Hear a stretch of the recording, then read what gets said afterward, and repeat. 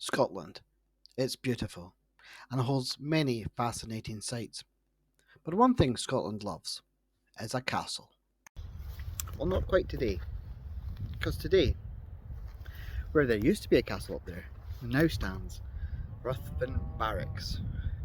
Now, this is a place I've wanted to visit since I was a child, and it's so steeped in mystery to me. I had no idea of the history of this place. But we're here today, and we're going to do a wee tour, see what we can find out. And you never know who we're going to see along the way.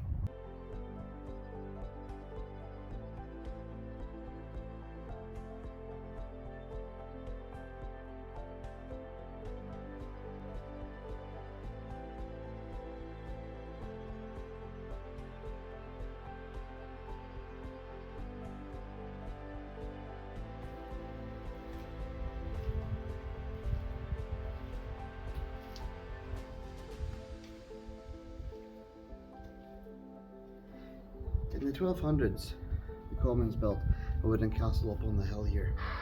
But by 1371, is that right, Crow? Is that right? Yeah? But by 1371, it was taken over by the Wolf of Badenoch, Alexander Stewart. In the late 1500s, the castle was rebuilt by the Earl of Huntly. Then by 1689, the castle was burnt down by Jacobite commander Viscount Bonnie Dundee. There's not much bonny about Dundee, is there? Between 1719 and 1721, a garrison was built here to police the area.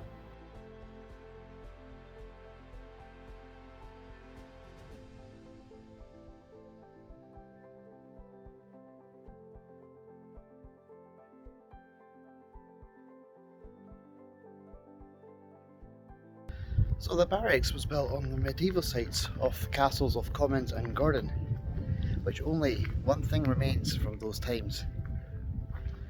Well. It's a well. That's the only thing that remains.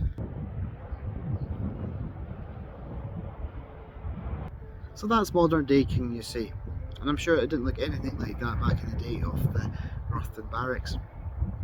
But you join me in the stables, where I'm going to talk about the living arrangements. There's up to 120 men were stationed at this barracks, and there was 12 rooms. So you do the math, right? That's 10 people per room, and they often had to share a bed.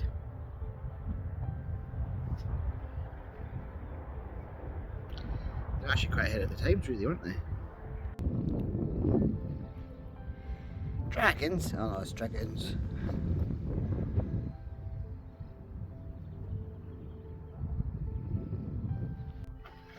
The Jacobites were defeated at 1746 at the Battle of Culloden, and they came here to Ruthven Barracks to await word from their leader as to what to do next.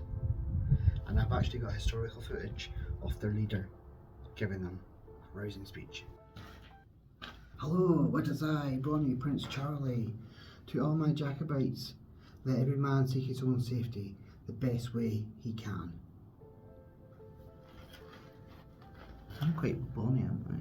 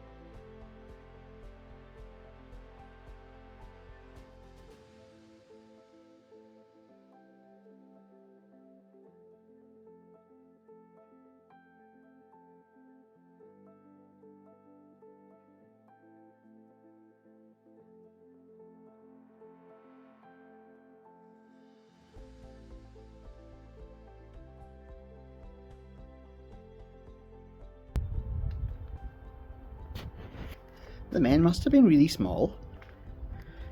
Maybe this is my kind of era.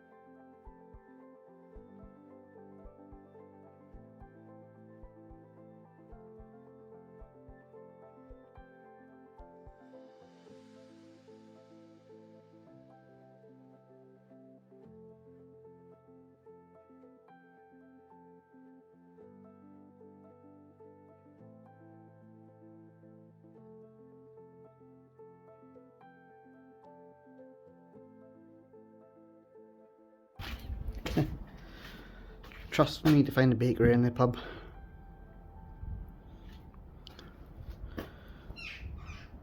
Nice. What? Can somebody please invent time travel so I can come back here?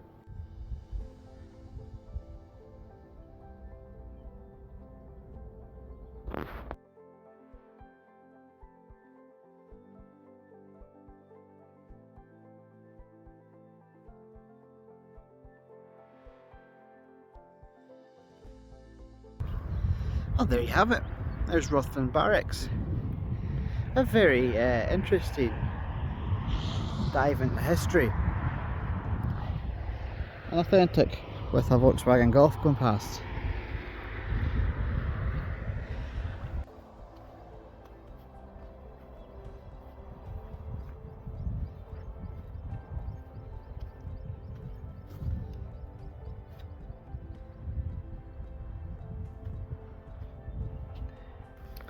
So, what did I make of Ruthven Barracks?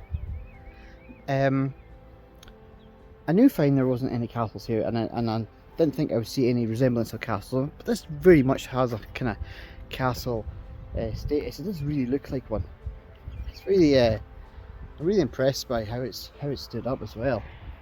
I mean, it doesn't look like it's crumbling at all. That's solid as a rock, you know. But to me, it's showing a gap in history that I don't think people in my generation knew. Because I remember in high school we didn't get taught about Jacobites and kings and queens of Scotland. We got taught about the war. We got taught about agriculture, Highland clearances, and I think this is what's missing. We need to have this information. We need to have this as part of our history. It's part of our DNA. And irrespective of your political views, whether you're pro-government or against the government, it's very important to know these things. And I think that's where we're lacking.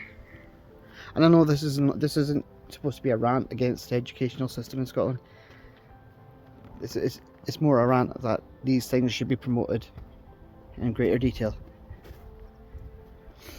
I want to get out, see these sites, learn a bit about our country that we're living in. I remember in high school, I came back, I went to my granny's house, and she said, she was asking me questions about Mary Queen of Scots and James, and I was like, who are these people? I don't know who you're on about. She was mortified, because she was a teacher herself, and she had a really passion for history. And as I'm getting older, my granny's no longer with it, I am taking on that passion for history. I want to know more about the lands that we live in. I want to know more about what makes us Scottish, what defines Scots. And it's more than just tunnocks, tea cakes and iron brew. We are a proud nation that has always, I think, diminished a bit. And I also think people are making excuses for Scotland, which is not right, because if I'll take a recent example, very recent in fact, you have Inverness, Caledonian Thistle.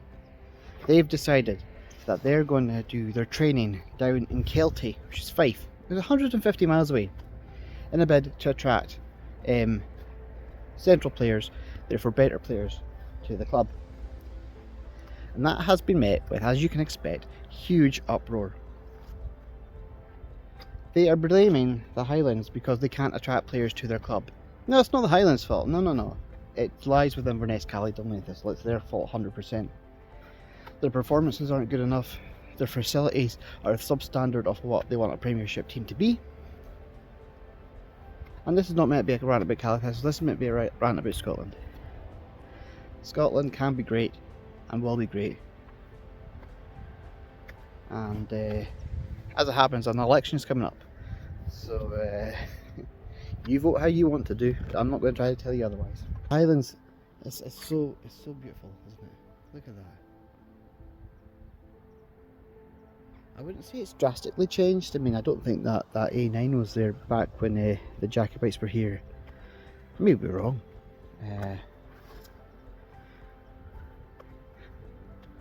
I'm waffling on. What's my point? Oh, my point is, yeah, appreciate what you have. You have to appreciate what you have. You appreciate the Highlands, appreciate what we have up here, the culture.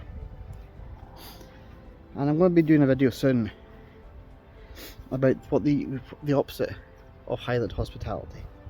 Because Highland hospitality for me is somebody comes to your door, invite them in, have a cup of tea, have a cup of coffee, a wee biscuit, and if they're that kind of way inclined, give them a wee whiskey. Essentially, yeah, get out of your house, get to exploring these national sites of national importance and history.